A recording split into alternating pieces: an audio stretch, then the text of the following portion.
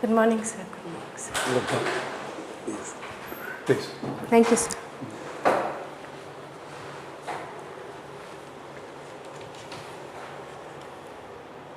You are comfortable? Yes, sir. RITIKA, Yes, sir. I am asking the obvious. What is the meaning of RITIKA? Since I don't know Sanskrit. So, Ritika means a saint girl. Saint girl. Yes, sir. Okay. RITIKA, is it? Yes, sir. Good, RITIKA. Now tell us something about yourself, RITIKA. Yes, sir. So, my full name is RITIKA RATH. I was born in Sambalpur, Odisha. Okay. I did my education between Bhubaneswar and New Delhi. After completing my 12th in humanities, I joined the 5-year integrated program in management at IIM Indore. After completing 3 years of graduation, I opted for a sabbatical to gain work experience at Tata Steel Foundation. Subsequent to my sabbatical, I decided to prepare for Civil Services Examination.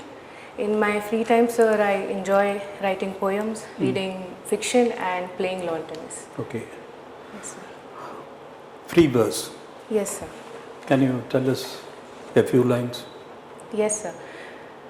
So there was one poem I wrote for my elder brother. You are comfortable? Relax. Huh? Yes, sir. Yes, sir. So there was one poem I wrote for my elder brother, but I feel it's applicable to any elder sibling in general.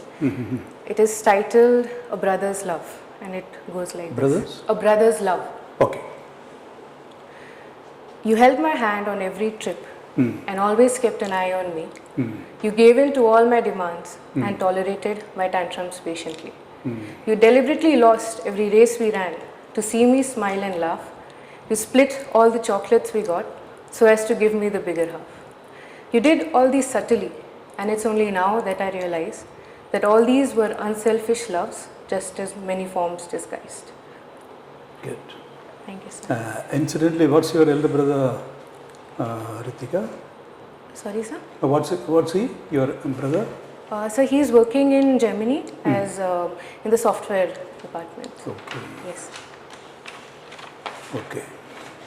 How old are? So he is 6 years elder to me. Okay, good.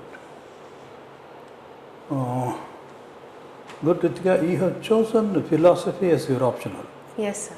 Is it for the purpose of the civil service exam, or is it your, you like the subject? So I like the subject. I had an introductory course in my graduation, Basics of Philosophy. I found the subject interesting at that point, and when I later looked at the syllabus, I thought that the questions, the topics were very interesting, and I thought it will be a good exposure for me to learn also Indian philosophy, which otherwise I'm not sure of how in depth would I have learned had I not taken it as an optional. So I think it fulfilled two purposes for me. So that's it. Can you tell us something about Indian philosophy, RITIKA? Indian philosophy, essentially, or what is it that appeal? Of course, it's a very vast area. Yes, sir. And my question is very difficult when I put it that way. Tattvamasi, Yes, sir. isn't it? So, what do you think of this? Tattvamasi. So Tattvamasi means that you are. So this is a major line in Vedantic philosophy, and because of different and varying interpretations of this one line, different schools of thought have come up. Yeah. So for instance, if we look at Advait Vedanta of Shankaracharya, he analyzed this statement as meaning that you as an individual and the Param Brahm or the ultimate reality are the same. There is no difference. Whereas Ramanuj and Madhvacharya maintained a distinction. In fact, sir, all the other Vedantic philosophers maintained a difference between individual and the ultimate reality. So that's the significance of the line, sir. There is another saying, what is it? Brahmam Satya. Yes, sir. Brahm Satyam Jagat Mithya. Jagat Jivo Mithya. Brahmev Na Paraha. Yes. That is also a very strong statement, isn't it? Yes, sir. So that's Sorry, sir. So it is in alignment with the Tattvamasi, or is slightly different, isn't it?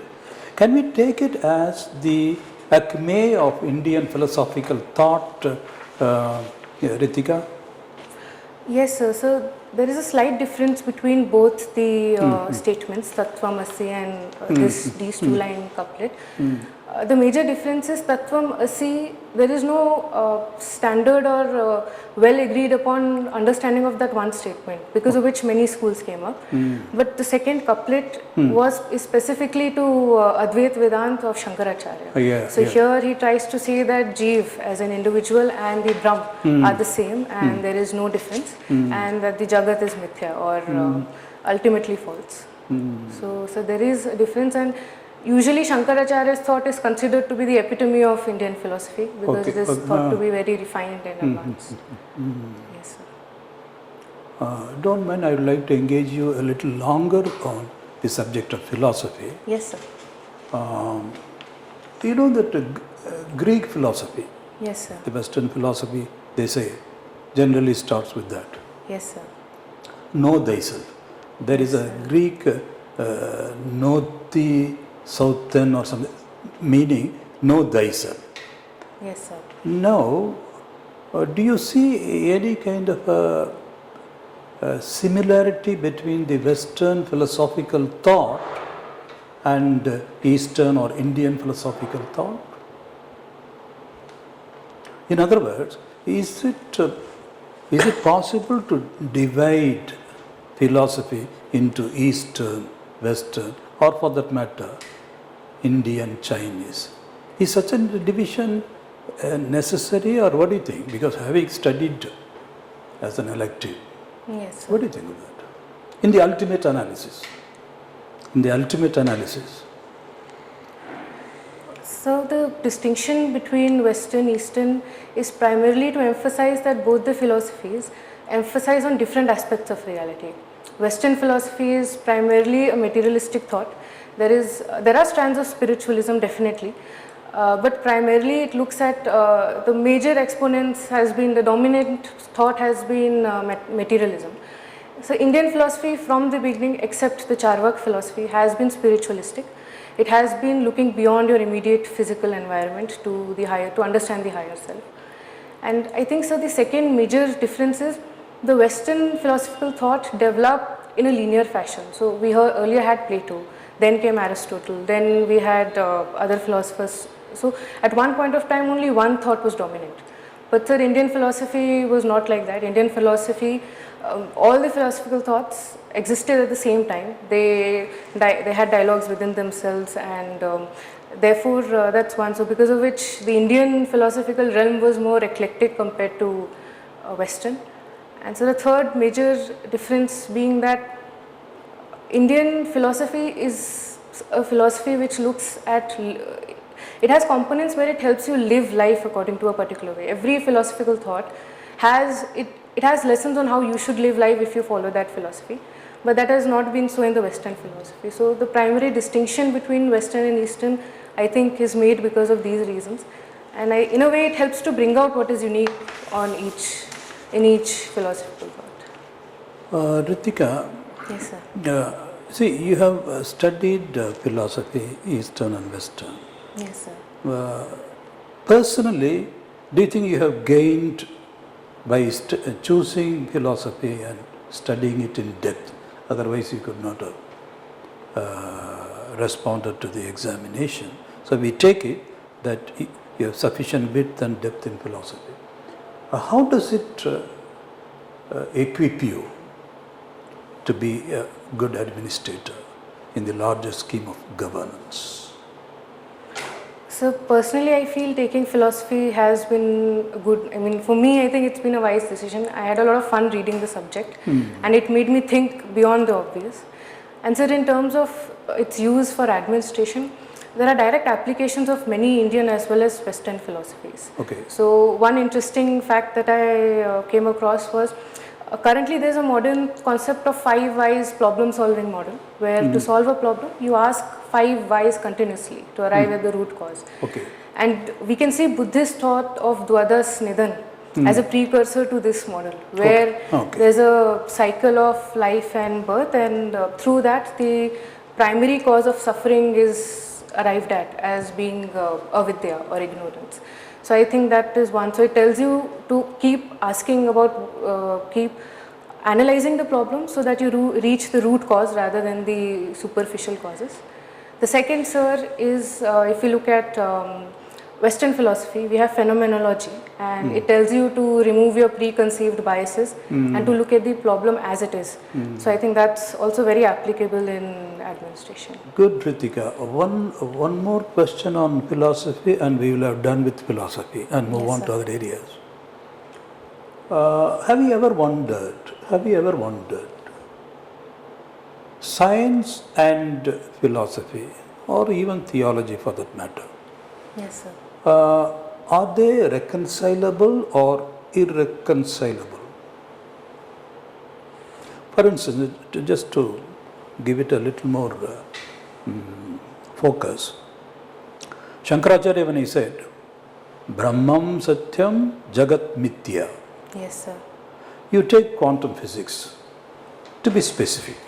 Okay. I mean, quantum science. Okay. Or even the singularity. Let us take the singularity. Yes, sir. Is it possible to correlate in some way, however fantastic it may be, in some way, the singularity? They say the universe came of a, isn't it? Yes, sir. One A single singularity. point. Yes, sir. I mean, totally dimensionless, Yes, nothing. sir. So dense, nothing. And from that evolved the Big Bang. Yes, sir. Suddenly this came. And then we understand, even as it evolved, it is going to dissolve or contract. So singularity was at the beginning, and we assume that is going to be there forever. Singularity. Shall we equate rather lazily, rather loosely, Yes, sir. this singularity of science, modern Western science? Why call it science? Yes, sir. So, science asking the obvious question, where did it all begin? It all began with the singularity. Yes, sir. And then it expanded. Yes, sir. At one point of time, maybe the physics tell us, I suppose so, that what expanded will contract again. So from singularity it expands and again contracts, the cycle. So when Shankaracharya says, that is the real thing. The rest is all, it's only illusory. Maybe what we call in quantum science, we don't know how many universes, multiverse. We don't know, all possibilities. Yes, sir. So appearances, substance and the shadow. In some way, is it possible to link the philosophy and science? Are they reconcilable? Would you say that? Would you propose that? So my personal opinion is, I think it can be reconcilable. And why I say that, sir, is because philosophy, by its very nature, and all the philosophers, when they propose a particular theory, many times they use analogies. They try to give examples to explain their point. So we could see it as a form that for a lay person it might not be so easy even today. To explain quantum physics to a lay person is not that easy, because of which we draw comparisons. Where I remember reading about quantum, where two particles affect each other, we explain them through analogies rather than the exact. So I think philosophy as a subject uses analogies to make it understandable to the lay person. And so philosophy, there are many thoughts even in the Western sciences which have evolved from philosophy. So people read earlier scriptures, they read earlier philosophical thoughts, and they try to prove it, they try to see if it can be proved, and many times they are able to prove it as well. So I think it can be reconcilable. It will not be good for us to see them as antagonists to each other, that for me to be a girl who believes in science, I need to look down upon philosophy or other scriptures. So I feel both can be reconcilable. Very good. In other words, you are saying that there is no antagonism between the two, physics and metaphysics. It goes beyond. Yes, sir. Philosophy goes beyond the material or Yes, the physical. That's why you call it metaphysics. Yes, sir. Good. I think that's a good dealing with your subject. philosophy, Ritika. Now Yes, coming to the current events. Yes, sir. Farm sector, we have been hearing about the farm sector, rural distress, farmer suicide, agitation, again reviving in the Punjab border. Yes. Even elsewhere also we hear in France, even Europe also. Yes, sir. Rather coincidentally, there is an agitation, Yes, sir. even beyond our borders. So, and agriculture is the primary sector. Yes, sir. Whatever it is, that is a priority. That's a prime sector. So, what do you think are the issues and keeping Swaminathan committee recommendations? What do you think we should do? Of course, the farm laws were there 2-3 years back, Yes, sir. and then with a lot of enthusiasm, the government enacted them. But then, because of the sustained agitation, they had to be repealed. Yes, sir. Again, it is revived, and then there is some unrest, very pronounced in the borders, but it is there elsewhere also throughout India. Yes, sir. So, as a future administrator, what are your thoughts? What are the major recommendations of Swaminathan committee? So the primary reason, firstly, for such farm protests, not only in India but abroad, that I have found is agriculture is not as remunerable as it was earlier, or it is expected from the farmer. That's a primary reason for agitations. And the exact cause and the actions demanded by, let's say, farmers in France and India are very different based on their particular situation. So regarding recommendations of MS Swaminathan committee, a major recommendation which... Would you like to have some water, Ritika? No, sir, I'm fine. Sure. Okay. Yes, sir. Please So, go. sir, one major recommendation which has been also demanded by by the farmer groups protesting is that the cost of MSP should be calculated in a new manner. It should be C2 plus 50%, whereas currently it is A2 plus FL. So by C2 they want other imputed value of land and capital also to be included in addition to the A2 plus FL, and they want a 50% additional profit margin beyond the C2. So that's a primary demand. There are some other recommendations of MS Swaminathan committee. For example, building value chains for agriculture. That's one, to build a proper value chain for agriculture, supply chain. Second, sir, was to build infrastructure in agriculture. These were some recommendations of MS Swaminathan committee. No, one of the demands, as we are all aware, is the minimum support price. Yes, sir. They want, the farming community want a kind of a assurance, Yes, a kind of a legal assurance. But government, for its own reasons, has been rather reluctant, because once you give a legal guarantee, there could be problems. What are your thoughts, Ritika? So my opinion is that a legal guarantee might not solve the prime cause of the farmer agitations. It might help them in the short run, where they'll be given assured prices, but in the long run it might not be efficient for the farmers themselves. Firstly, sir, because government is not a trader. The government has to enable circumstances so that they can carry on free trade. And if government, so that is one. Second is, if we look at even financially, it's a huge burden on the government. I think around 10 to 11 lakh crore rupees would be required to fully implement the legal MSP regime. Yeah, good. No, sorry to interrupt your thought. Yes, sir. Then here, some of the objection is, when we say huge cost, etc. Yes, sir. The opposition would say, well, you are so profligate with the corporates, and then you are writing off loans to the tune of lakhs of crores, a few lakhs of crores. But when it comes to farmers and poor sections, you are being very frugal. Suddenly you are talking about financial frugality, prudence, etc. Whereas you are very, very liberal, and even to the point of profligacy with the corporates. That seems to be the general trend of the opposition parties. How would you respond to this? Some economists would even say, oh, it is, after all, it is not going to be such a burden on the exchequer. Would you agree?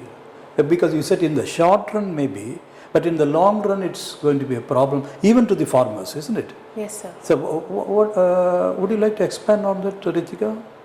Yes. Why in the long run it is not going to be profitable even to the farmers?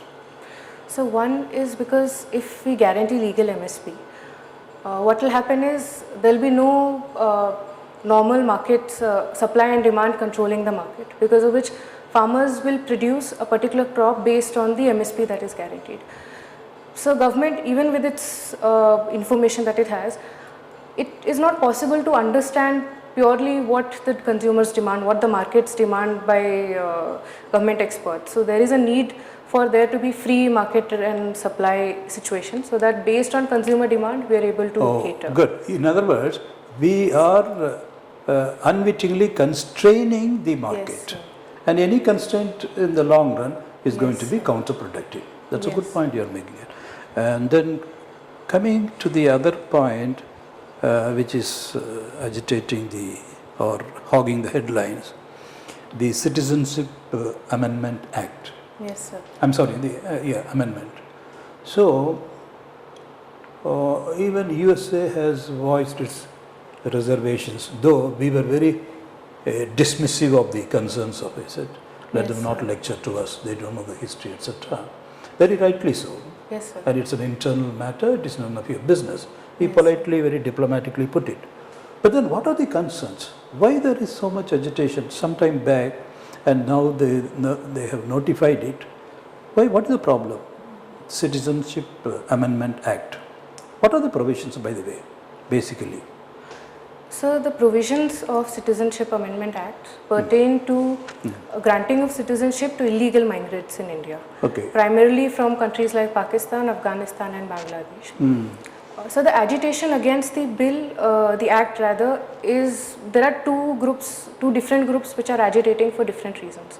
Groups in Assam and some parts of Northeast are agitating for a different set of reasons, whereas the rest of India, citizens in rest of India are agitating for different. If you look at the first group, which is Northeastern groups, their main concern is that this new act might be in contravention with the earlier Assam Accord that was signed with the government, Okay. wherein the citizens and where the residents of the area do not want illegal migrants from Bangladesh, irrespective of their religion, to be a part of, to be given citizenship, especially in their states, because that might reduce their population, the indigenous or the original population. That is the concern of northeastern states. The concerns by rest of the India, sir, is primarily on the criteria that the government has decided for deciding to grant citizenship or not, wherein only communities from minority communities, primarily Hindus, Sikhs, Jains, Parsis, etc., they are given citizenship as against Muslims. So these are the primary reasons for the protest. To be the devil's advocate, supposing these critics of this amendment, Yes, sir. whether it is wherever it is, they are saying you are bringing in religion. Even if you are saying the Hindus, Christians, Jains, Sikhs, why spell it out? Why provide the yardstick of religion in your law, which prima facie seems to offend the secular nature of the secular fabric of the. That seems to be the superficial or prima facie view of the critics here and elsewhere, seems to be. Yes, sir. Supposing you were to fine tune that, those who came to India prior to 2014, I think, 14, sir. instead of naming the people by religion, Hindus, Jains, Christians, Parsis, etc., those who came to India from these countries prior to 2014 will be given. Supposing you remove the template of religion, will that satisfy the critics? And supposing we do that, the implications and the consequences will be far different. Will they be? Yes, sir. How? So if we make the new wording as you mentioned, We simply omit. Omit, yes, sir. Instead of qualifying those who came from these particular countries, Afghanistan, Pakistan, Bangladesh, Yes, sir. we give the cut-off date also, 2014. Suppose we say, those who came and settled down in India, and they have been here for the last 10 years or more, they will be accorded citizenship. What's the problem? So the problems will be at practical level of implementation logistically, because the major criteria, the reason why the government decided to bring in this differentiation was, one is because the three countries that have been listed are Muslim majority countries. So currently the provision applies to minorities who have been religiously persecuted in these countries. And so if we omit this provision, practically it might be a little difficult to implement, because it will lead to a great number of influx. India, sir, is compared to, let's say, countries in Afghanistan, countries of Afghanistan. But then we are cutting out. Is it now there won't be any new influx. Whoever came to India 2014. So by removing this religious appellation clause, we are not going to encourage people to come, because it is already cut off. Yes, Isn't it? sir.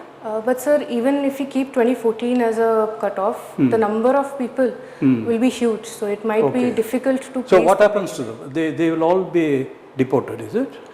So those who do not qualify under this clause, but they have stayed here, so they will be deported, obviously. So, as far as there are two ways this can go. One is they can apply through the usual route of applying for Indian citizenship.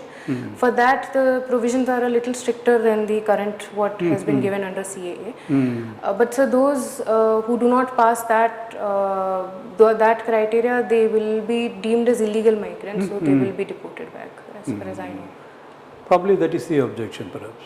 Yes, sir. And one more thing, Sri Lankan refugees are also there, that has been excluded. Anyhow, I think these are good thoughts. There are practically, it's too complex. It's too complex. We cannot have one size fit all solution. It has to be worked out. Yes. Good. Now,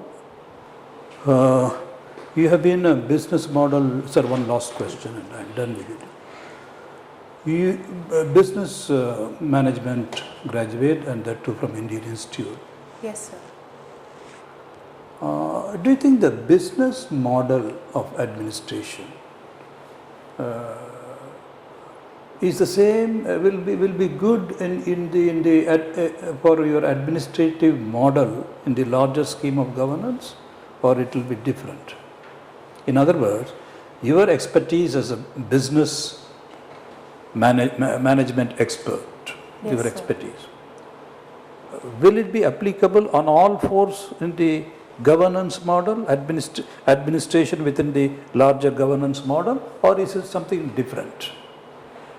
So my course, specifically Integrated Program and Management, is a more holistic and integrative course. So because of which our degree is BA as against the usual BBA that is offered in other integrated courses. Because of which, though we study business, we study management, we study other subjects as well. So I think the variety and depth of subject we've been taught will definitely help in administration.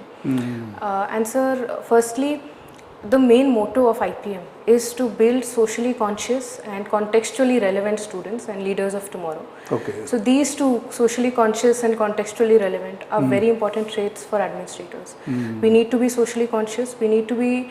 We need to understand what's the context in which we are working before we carry out our schemes or carry out measures. And so, secondly, the courses, even. They range. We have statistical courses, we have courses in humanities, we have courses in performing arts as well. All of them, first of all, they taught me how to handle different subjects in one go. In one term, we had 10 subjects ranging from these three streams. So I learned how to handle such wide variety of subjects, their difficulties together. But we thought there is a basic difference between business management is, whereas profit is the motive, whereas service. Profit and service are two different mottos, and the motto for business model is profit, and here government it is service. Is it okay to infer like that, or is it rather a simplistic inference? So in current times, it might be a simplistic model, primarily because of the emergence of CSR and the recognition that businesses do not operate in silos. They operate in a society, they have impact on society, and they should be held responsible for the impact they create. Good. Sir, just one. I'm tempted to engage her. One question I see from your DA, RITIKA. You have selected IAS, no surprise. But the second choice is Indian Police Service, and you have relegated Indian Foreign Service to the third slot. Yes, sir. Taking into account you're an international school student, French as one of your subjects, that's rather odd that you prefer policing to being a diplomat. Why? So the reason, You're inward looking, you're shy of venturing out, going out of India. no, sir. So the reason for putting IPS before IFS was, so it was not because of I was not comfortable with moving out. I feel both the services have their own benefits. They give you a vision into a complete different society that you're dealing with. And so looking at the description, the job description, what your work entails, I found, looking at my even temperament, my interests, I thought that IPS would be more suitable for me than Indian Foreign Service. So that's why I opted for it. Good, sir. Thank you, sir. Okay, very good, Ritika. Your depending is very optimistic. Yes, we fine. Okay, I will take you to your subject in a way. Yes, sir. Can you candidly say what exactly the difference between administration and management? I am not talking about business management. I want to know from you what is the difference between this administration and management, and where they differ, where they agree together. Are we carrying the British legacy of administration still continuing in India, for which administration service is there? We have administrative staff college in Hyderabad that teach administration, whereas there are management institutes that are coming up, they Yes, sir. teach management. Yes, sir. So where they meet and where they diverge, what's your take on this?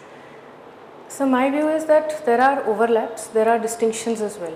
So coming first to distinctions, management usually is thought of in the private sector, where it's a process of leading, organizing and managing limited resources to fulfill the organizational goal. That's how we could define management. Administration, sir, pertains primarily to the public sector, and in administration, so the difference that I find between the two is in management, as a manager especially, you carry out the broad aims and goals that are set by the leader of the organization, whereas in an administrator you are both a leader as well as a manager, since you are the one who will be carrying out, you will be setting the direction and goals of the area you work in, while also being a manager if you look from the top point of view.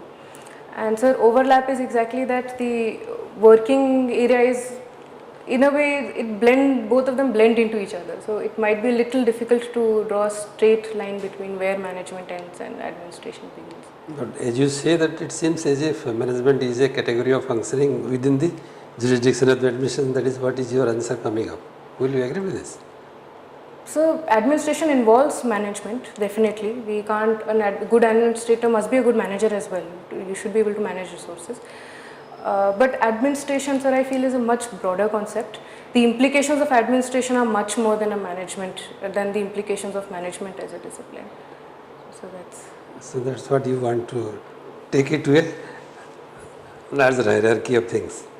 So that's how I would look at it. Administration allows you to impact many more people, whereas management, you impact primarily your organization and your customers and your suppliers to a large extent. So that's how I would look at it. Okay, but I think at times that this is probably the British legacy still carrying on, because they have started this Indian Civil Service. Yes, sir. And that's going on, and the new rules of management that is coming up has yet to enter into this, and that still continues. So my view is that this is a legacy of the British because they started the Indian civil service, but now I feel it has been Indianized to a large extent. We have new the whole concept of civil services, what the role of civil servants is, has changed. The expectations of civil servants is also changed. So I think that's earlier the British model was more of a high hierarchy, top view of where the civil servant in an area was like a mini king.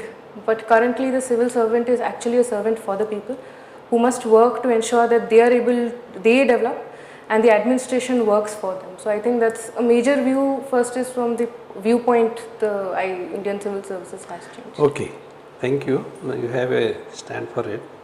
Very good. I would like to take you to the problem of the Northeast. Yes.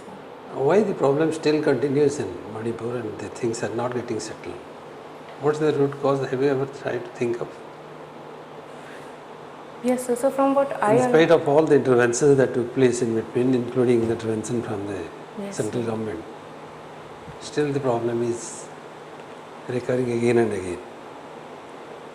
So the primary reason for conflicts in Northeast in general or even Manipur in particular is because of ethnic differences. There are multiple ethnic tribal groups and the area that they see as their own is overlapping, because of which there is a constant feeling. That is one, sir. Second, sir, is the feeling of an insider-outsider, where the concept of an insider and outsider is defined differently by different ethnic groups. So I think these two play together, and since these are perceptions, these are beliefs of people, these will take time to change, and we can of course have measures which can deal immediately, but in the long term perceptions take long to change. So I think that's why they persist. It needs a larger time span to reconcile with the things and develop a routine. Okay, during this present, just few months back, Yes, sir. the democracy has taken a new turn. Could you look at this? What kind of democratic turns are coming up? The kind of welfare models that the political parties are going to adopt. Is it not going to be a critical tipping point for the kind of democracy that we are pursuing with this kind of welfare programs which is going on during the last 2-3 months? What's your take on this? When we look for the welfare of the people, development of the people, looking for the inclusive growth of the people, is it the way that the political parties or the government, so to say, because of their access to the state resources, Yes, sir. can look in this way of welfare models? So the beauty of democracy is the fact that it represents the will of people. Therefore, if political parties or even the government, if there are concerns with welfare measures which are not economically sustainable, the ultimate check has to be people. So if there are organizations, there are groups which believe that these are not correct, they are financially not prudent. But the beauty of democracy, it allows people to voice their concerns. It is now on the prerogative of people who feel it is financially not sustainable to convince the electorate that these must not be the areas or these must not be the aspects based on which you vote for the government.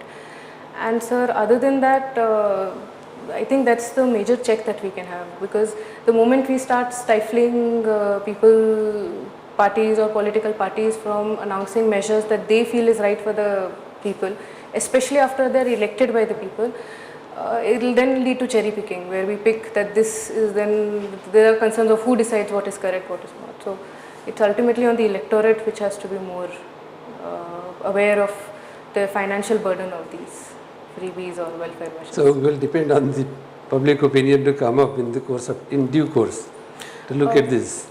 Yes, so the solution can come from certain, let's say, academicians or even government officials, but it will have to stand the test of people's will. People will have to be told that short-term gain should not result in long-term pains.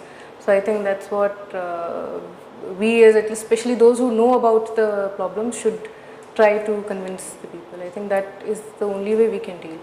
Having legal provisions might not be feasible in a democracy, sir. Okay, let us see that how things are taking a shape in the near future. But it is, I think this is going to be a great hindrance for the democracy to continue with this kind of models. But what has happened with Russia, what has happened with China, and the model then is of transformation that have taken place. And probably the democracy leading towards those kind of approaches may not sustain the democracy in the long run, is a kind of concept is coming to the forefront. But things are very immature, in very infant stage, so we are not in a position to. Or even Sri Lanka for that matter. Sri Lanka, Yes, sir. suddenly the economy. So, Wasn't- my view is democracy by itself has a value. So, if we just look at the economic progress of non-democratic countries like Russia and China, the problem is that they might have developed economically, but political system might have been one contributing factor, but might not have been the main factor.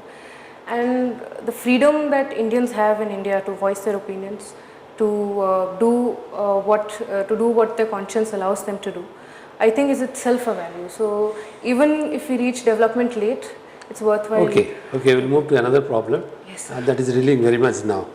And judicial activism has come up very fast. Yes, sir. What was the problem with these electoral bonds? Why Supreme Court has been so critical about this electoral bonds? So the Supreme Court has been critical of electoral bonds because it infringes the voters' right to information. Yes, sir. So Supreme Court believes that voters have a right to get information about which organization, private organization is funding which political party, and if that influences the decision of the political party or the government.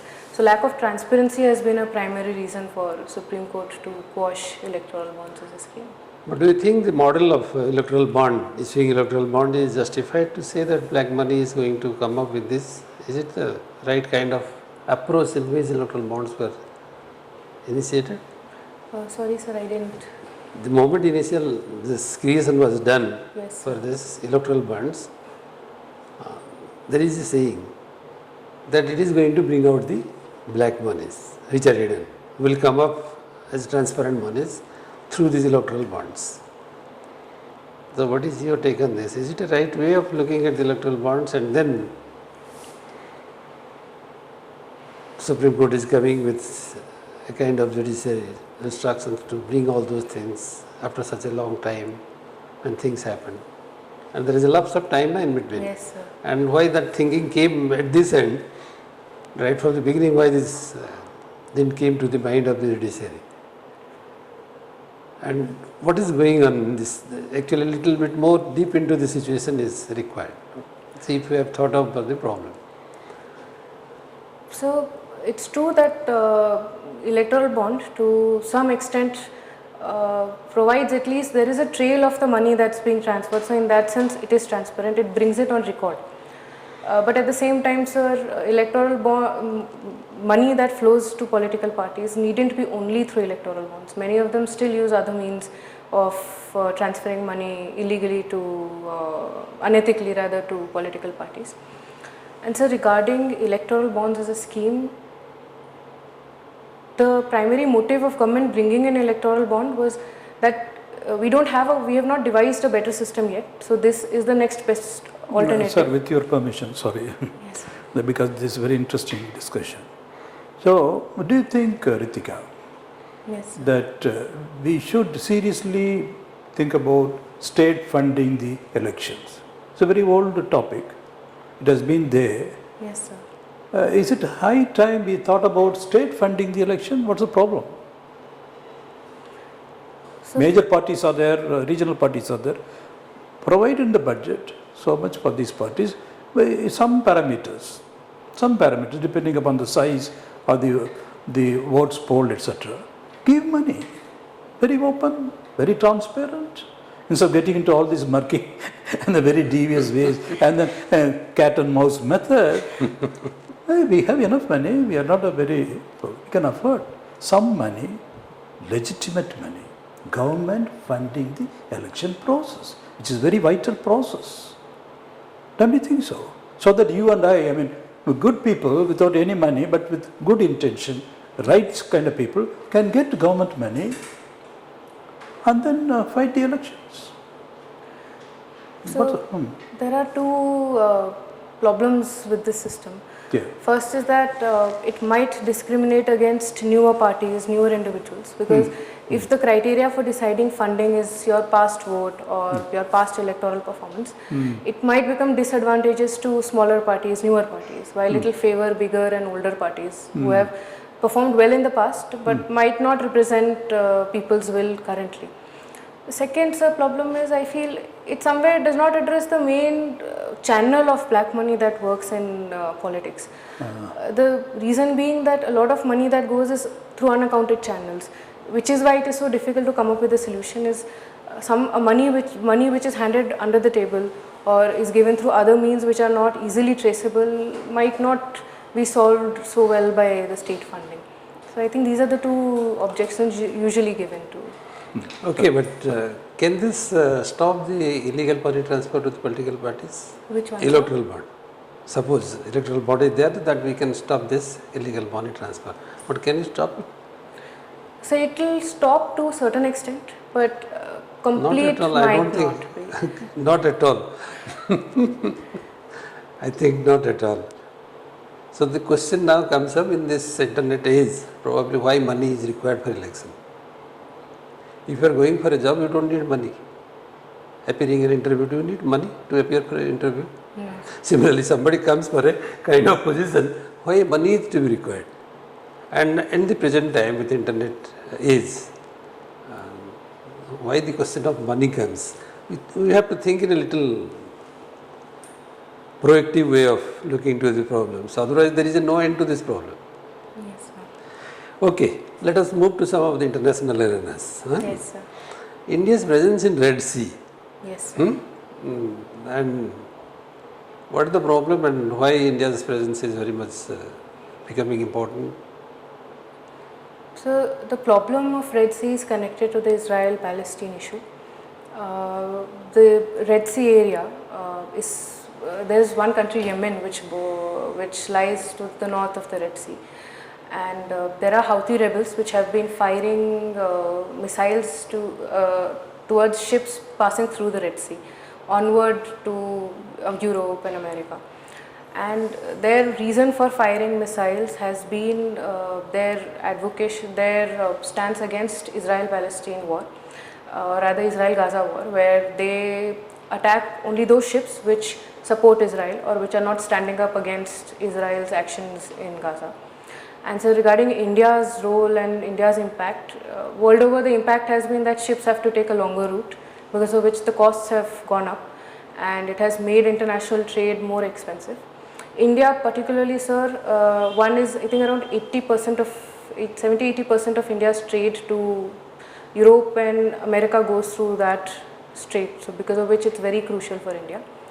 And India has been therefore, sir, negotiating in order to be able to get its ship pass, so that its ship can pass through Red Sea without being hurt. And so the region around Red Sea is also, there's another issue which is piracy attacks. Indian ships, naval ships have been effective in driving away Somalian pirates. So these are the two facts for which that area is in news. Okay. At the national front, there is a problem that is revolving still from about 40-50 years we have been drilling over that. We have a large number of primitive tribes. Yes, sir. And do you think we have sufficiently addressed to the issues of those primitive tribes across the country? And what are the programs going on and how we are addressing to their issues? So PVTG, regarding success of plans, the primary way of developing PVTG is to first bring them in contact with the non-tribal community, if I put it that way. And there are criteria. But they have been cut off from the mainstream. People are not allowed to enter into. Contacts are prohibited. So you are not doing that. But in PVTGs, especially for their development, we have to make sure that they don't come out of a development, but rather development reaches them. So the development happens according to their needs, their definition of development, which I think for any community, so basic provisions of healthcare, of education, and employment. These are three factors which should be provided irrespective of whether we're dealing with tribals or non-tribals. And so regarding schemes for PVTGs at the national level, we have the national PVTG scheme that was recently announced by the Honorable Prime Minister. Around 15,000 crores have been allotted, I think, for the development of PVTGs. So these are some schemes. That's one primer scheme, and so this is one scheme that I can currently remember. Okay, but you need to know a little more about their programs. What programs are being addressed to their developmental issues. It needs to be little taken care of. I'll read through, sir. And one more major issue that we may likely to have a chance of discussing in the main board is, Yes, sir. as far as our internal developments are concerned, India is speeding very fast. Yes, sir. We are claiming that. Yes, sir. Internationally also people are looking at that India is progressing very fast. Yes, sir. What's your observation on this? Will you agree with this international understanding of things, or it is a kind of maneuvering of things to make it little colorful from a distance? Is it real that the benefits of development is percolating to the grassroots level? So one fact which is, I think, undeniable to a large extent is India is developing. It's developing faster than the rest of the world. That fact is usually universally accepted. So regarding whether it's even development or equal development, there are concerns of certain pockets probably not developing as fast as the other. There are regions in India also not developing as fast as the other. But so the government carries out schemes so that the developmental benefits percolate to all, because of which we have schemes like Stand Up India, which provide more funds to ST/SC women so that they can start their startups. We have aspirational district programs so that districts and even blocks, aspirational block program, blocks which are not as developed as the rest of the country are able to develop better. So we have programs so that we can address the unequal development that happens with any country that seeks to develop. It is difficult, but definitely doable to improve every sector at the same time. So we are trying, sir, to get every sector to develop. Okay, one more issue that may be my last question at the moment. Yes, sir. Odisha has been one of the mineral-rich states. Yes, since next to Jharkhand, Odisha has been the second largest mineral-rich state. Yes. And accordingly also development is likely to take place, but things have been never happening in the past, and now it is taking up. How do you look at this problem of utilizing the natural resources and kind of development going on at the moment? How the Odisha's prospects are there for the future? Is it going to change the way the things are being looked upon in terms of utilizing the mineral resources, or processing the mineral resources, or trading with the mineral resources? In which way we are looking for this? But still, in spite of all this, also still Odisha is far behind many states. Having all these developmental fruits that we are getting out of this, still Odisha is far behind. How do you agree with this also? So my opinion is that Odisha, so factually Odisha is a mineral surplus state. We have revenue surplus. Our fiscal parameters are very well within the limits set by financial institutions in India, commissions as well. And so regarding Odisha not being developed or developed vis-a-vis other states, I feel in the past few years Odisha is now on course to development. Odisha has been one of the fastest developing states in India. For the past 10 years approximately, Odisha's growth rate has been higher than the national growth rate. So it's around 10%. If we look at national, it's around 8-9%. Odisha's growth rate has been higher. So that is one. So Odisha, I feel, is developing faster. Second, sir, even if you look at developmental parameters, poverty rate, malnutrition, that has also been declining drastically. We have brought down poverty rate from around 29 to approximately, I think, 16% currently. Our malnutrition rates have also decreased to around. Can you relate to this Niramaya Yojana which is going on now? Sorry, Niramaya Yojana. There is one program from the state government, Niramaya Yojana. Okay, so I have to read up a little more. I am not aware. I'll read up on it. I don't have enough knowledge on that. So that was just a sector where the development was not taking place as required, so they are trying to invest on that. Improving the health of woman and mother and child. Okay, sir. And So still that is one of the important factors which are lagging behind for the state in comparison to many other developing states. So that is where Odisha is trying to invest on that also. Okay, sir, I think you can conclude now. Yeah. Sir, sorry. No, having said all these things, yes, sir. I am, we may like to ask you, you become the district collector, Yes, sir. what they call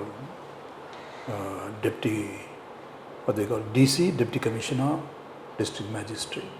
So you visualize yourself, say 5 years down the line or 6 years down the line, as the case may be. Let's say you become the District Magistrate, let's say Koraput. Yes, sir. How do you visualize your schedules, your working style, your daily and monthly scheme of things? How do you transact your business? How do you manage your time? How do you apportion your time? How do you prioritize? I mean, it's a very vast, you represent the government, all the departments will be under you, Yes, sir. including the criminal justice system, the police. So it's a spectrum, the entire spectrum of administration within the governance model will be there. It's very exciting, at the same time very daunting. Yes, sir. I'm sure you would have visualized with a lot of, because you have a lot of ideas. So when you take over the district, from the moment you assume as the district collector and district magistrate, Yes, sir. how is it? We would like to see, visualize, very briefly. So in terms of division of the day, my division of the day and even month will be guided by what is the aim that I am seeking to do for the time limits that I am posted in that particular district. So That is assume it's a full tenure, 3 years, let's 3 say. years. So sir, first what I'll do is I'll identify, because of limited tenure, I cannot work on all sectors at one go. I'll have to select sectors that I feel I am more passionate about and I want to improve. So I'll first select those sectors. So for me, those sectors would be education and women. These are two, women empowerment. These two sectors are what I'm very passionate about, and I would like to work on these. And that sir will flow into how my day works. So I can share from my experience, limited work experience I have at working at Tata Steel Foundation.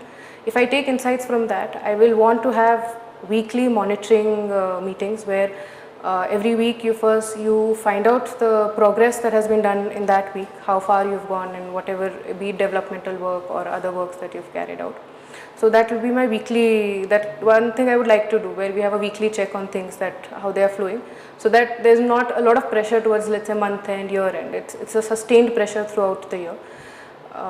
And so daily, so I think mostly there are two. One is work that you do from your office. You carry out, you look at, you hold meetings, you look at schemes that are being done, how you can implement better. So you bring in stakeholders, you understand their point of view. That is one. The second, sir, are field visits, where you go to the field to understand people. One is to understand if your scheme is working as you had anticipated, because even if sometimes the implementation is flawless, there is a problem in the design of the scheme. So that is one. So you go to find out if the scheme is properly being implemented.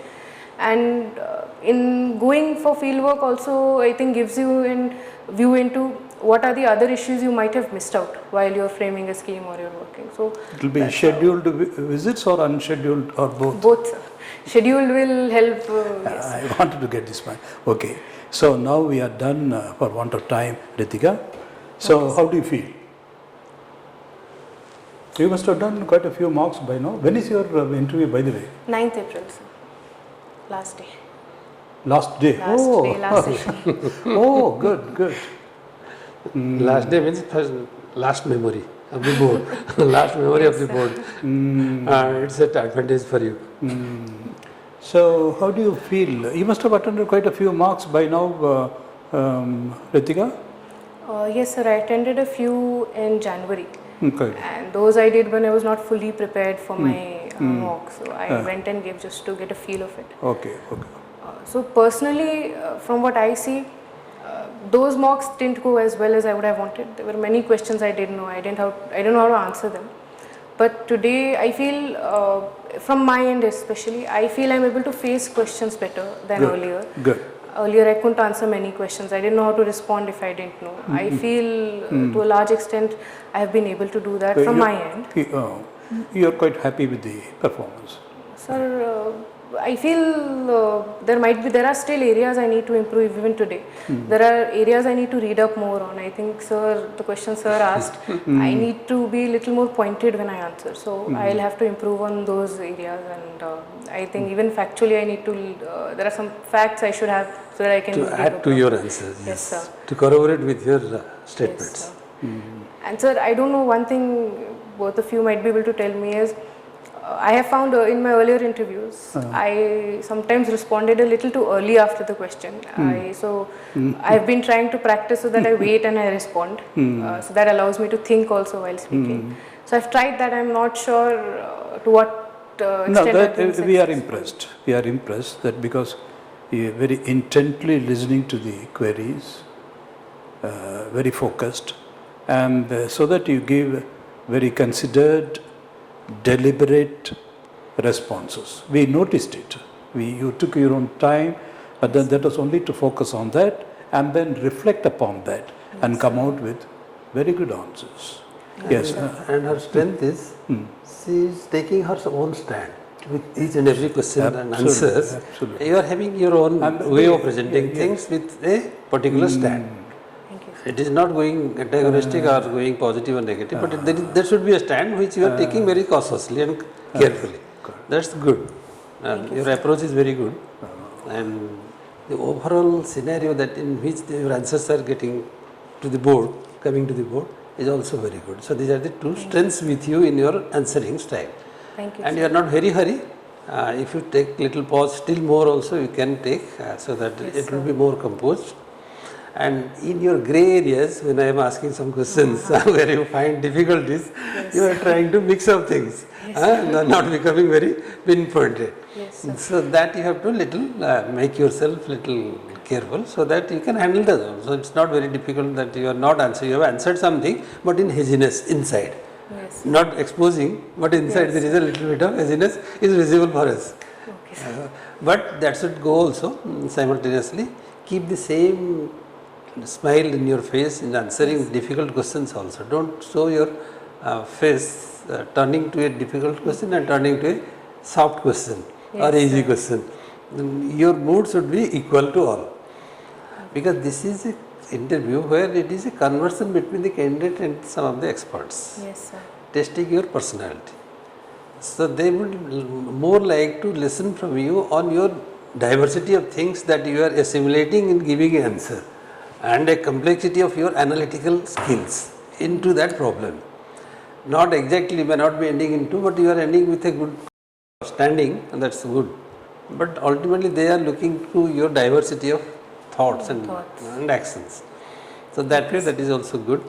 Make little more strength in your areas of government schemes. I will read. Government schemes, because if you cite those things during the questions, it will be little easier for you, because you will be diverting them towards that, and it will be easy for you to get a question on that, and again you have to answer.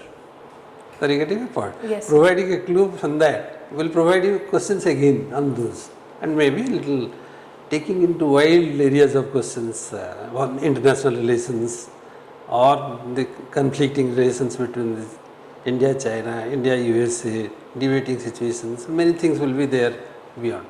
So if you track them in this way, there will be little limitations. Then half an hour time you are getting a area where your interaction will be good. Okay. So slowly you have to put some inputs in your answers in a way that makes you little comfortable, Okay, sir. so that you drive the board towards your preparations. Okay, sir. I will work more on that. Yes, just try to work on that and create a pause and create a strength in some of the points, not an equal flow.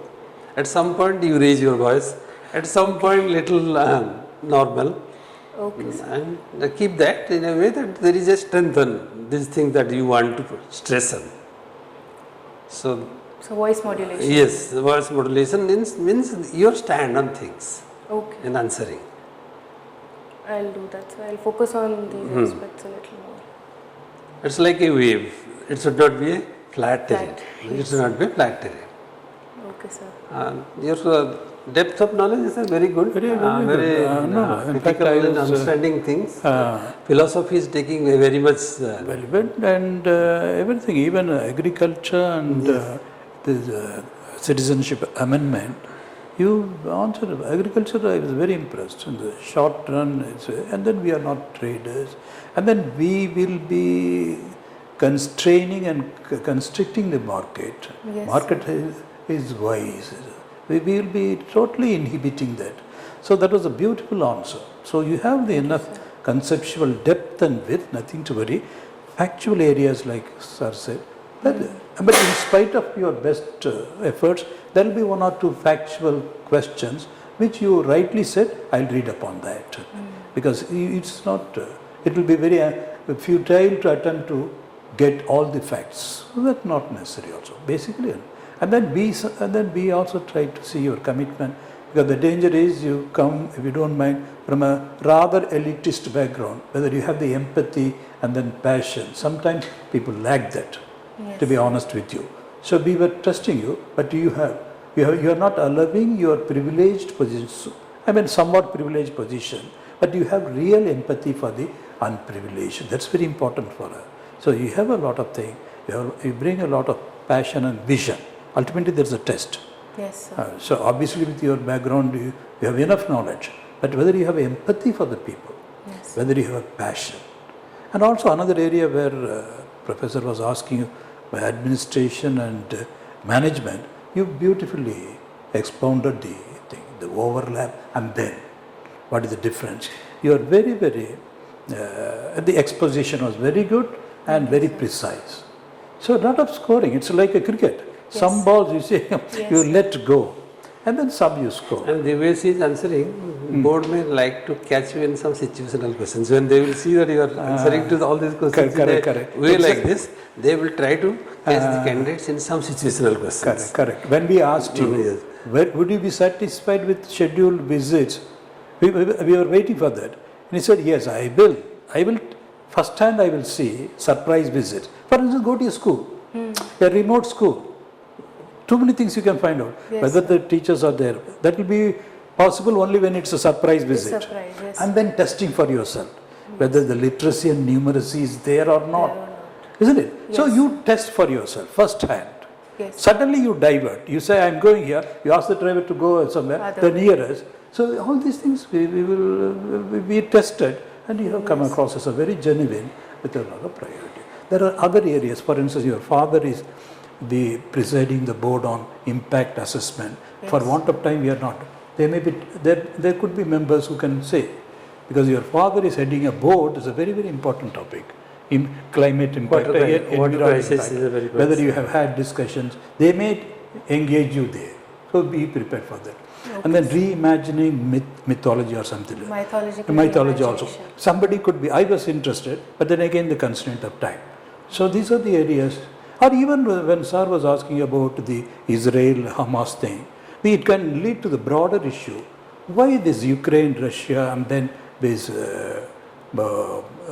Israel-Hamas still there, smoldering? Why is it UNO is not able to do something about it? So that will bring in the reformation and then making it a little more pattern. So you can think of it. It depends, because the last day, but they may be happy also, they may be in a very expansive mood, and then they may give you 1 hour sometimes, and then take you to the larger areas, possible. Yes, sir. Because they are happy that it's all over. They must be in an extractive So, mode. yes, because That's see, largely. yes, you see, why is it Russia-Ukraine is smoldering for long? We thought it will be over in a few months. It is still lingering. Why is it lingering? And what is UN doing about that?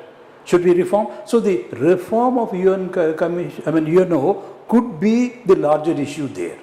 Yes, sir. It all depends upon how much you are ready to engage. Yes. Because one is factual area, second is analytic, third is discussive. Because these are all, there is no, it's all in areas which are where many perspectives are possible. Reforms, judicial reforms, police reform, lot of things where everything is okay.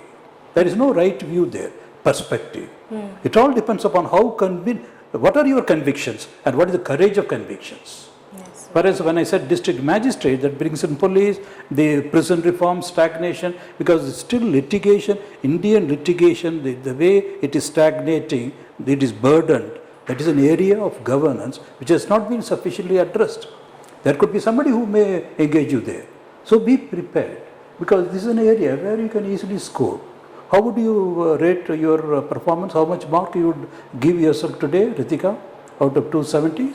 270, sir, or 250? 275. 275. To be fair to yourself, how much you will give it to yourself? Be honest, don't be modest.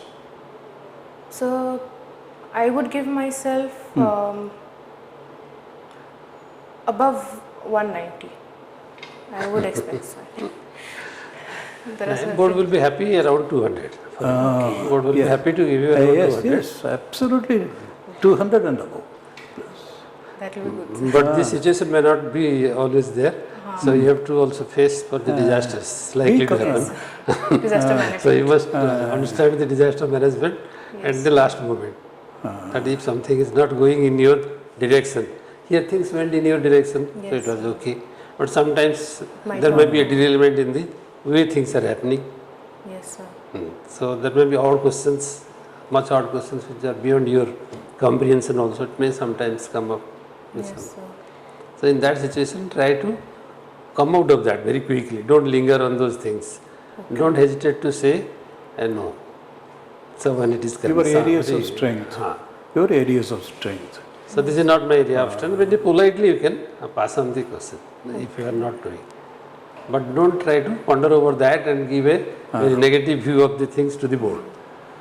Understood, sir. You are a positive personality, Ritika. I mean, see, the free verse, when you talked about your brother, the emotive dimension. Yes, sir. And see, ultimately, we are trying to draw out your personality. Yes. Who is Ritika? Who is Ritika? Yes. See, when you have cleared the first hurdle, means that you have sufficiently good in your areas, etc.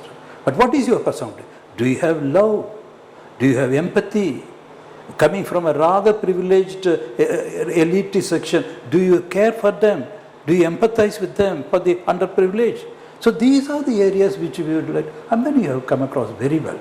So be aware, and then wherever there is a scope to let in that you have passion, compassion, empathy, love for the people, and then the real, yes, I want to hit the ground running, that, yes, bubbling with these things. Yes. That vision, I visualize this thing. All these things, look for an opportunity, like a cricket, again to take the cricket analogy, look for the ball and send it over there. As high as you can go with that ball. Yeah. And one area that you should not leave, Yes, sir. where you are good is, you've never, as a student of philosophy, you have never used in any of our questions Gandhian philosophy. Gandhian philosophy. Yes. So try to, in developmental models, or there are, if there is a scope, because you are good in philosophy, as we understand from your answers, so take them towards that. Gandhian, I'll do Yes, carefully. Yes, sir. Giving some punch on those. Like sir very rightly said, see, Gandhiji said, talisman. What is the talisman of Gandhiji? When you are in doubt, because there will be a number of dilemmas for you as an administrator at every level. Yes. So think of the lost man. Think of the lost man. See, even in the SDGs, one is about building strong institutions. What do we mean by strong institutions? There can be a debate on this, particularly in the light of what is being talked about today. There is a charge, cannot be, baseless charge. The institutions are disintegrating. They are being weakened, suborned. So strong institution means what? Strong individual. Strong in what? Strong in their convictions. And equity and justice, a lot of areas. So all these things you have it in you, obviously. So don't be shy, allow all these different facets of your personality to come into play, because it is your duty to project your personality. Yes. It may not be in your taste normally, but that is a challenge. Given the 20, 30 or 40 minutes, if you are lucky you get 40 minutes or so, Yes. you are allowing the board, enabling the board through their questions to project your strengths, your personality.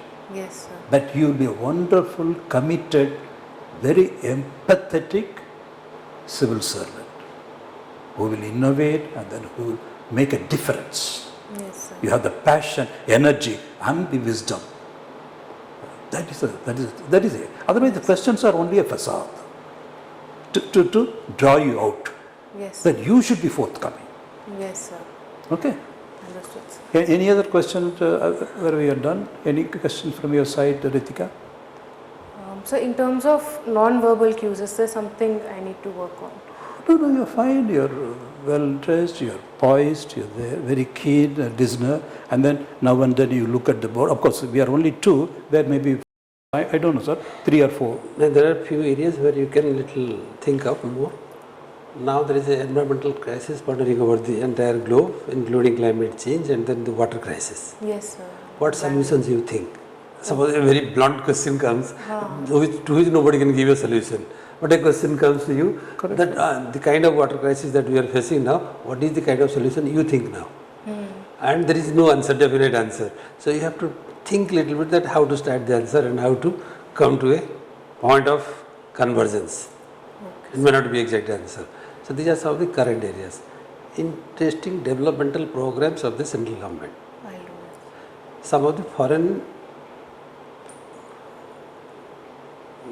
negotiations which are important for the country's international presence. Okay. So like this, there are 3-4 areas where you will prepare little More on that. I'll look at that. Just selectively, just look at that this is the trump card if a question comes on On this yes, foreign international relations. Yes. If a question comes on constitution, what will be my take. So like this 4-5 questions on important things. Yes, So sir. they are your trump cards. Yes, sir. Okay. Because ultimate success comes when your trump card is being able to be played. Yes, sir. Because everybody is coming prepared to give some answers. But there will be somewhere you have to make a difference. Yes, sir. And if you have a chance to make a difference because your philosophy is very strong, you can drive towards that. And your way of assimilation of things are definitely better than, maybe better than many other students, average students. you, sir. You are above average as we have assessed. Sometimes the board also, you refresh the board, you give ideas. For instance, state funding, you said, no, that may be unfair to the newcomers. When Sir asked why you need the money at all, so there is a stimulus, sometimes a stimulus coming from the candidate to the board, because all said and done, we are old, we have our strength. So sometimes a fresh stimulus, you stimulate it. For instance, you say state funding, there is a problem, you said. That I did not think of that. What about the new parties? When you give money to the established parties, you are being unfair to the newcomers. So that's a fresh insight. Yes, sir. So be confident, you will do very well. Yes, sure, you will be doing very well. Thank you, sir. Okay, so we will be disappointed if you get less than 200. Anything you build on that, will be here. Okay. Thank you, sir. Okay, all the best.